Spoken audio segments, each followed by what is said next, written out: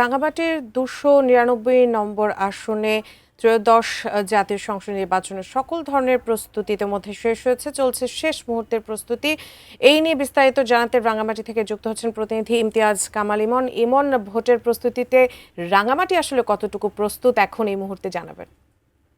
আপনি যেমনটা বলছিলেন ২৯৯ নং আসনে এবার ২১৩টি কেন্দ্র এবং ৯৯৮টি ভোট কক্ষে ৫,০৯,২৬৭ জন ভোটার কিন্তু এই আসন যে নির্বাচন সেই নির্বাচনে ভোট দিবেন। একই সাথে এখানে এই ভোট ২১৩টির মধ্যে ২০টি হেলিসিটি কেন্দ্র রয়েছে। এর মধ্যে ইতিমধ্যে ১৪টি কেন্দ্রে হেলিকপ্টার যোগে কিন্তু এখানকার নির্বাচনী সরঞ্জাম পৌঁছে দেওয়া হয়েছে এবং একই সাথে আজকে কিন্তু বাকি যে ৬টি যে কেন্দ্রে যে নির্বাচনী সরঞ্জামগুলো রয়েছে সেগুলো আজ পৌঁছানো হচ্ছে।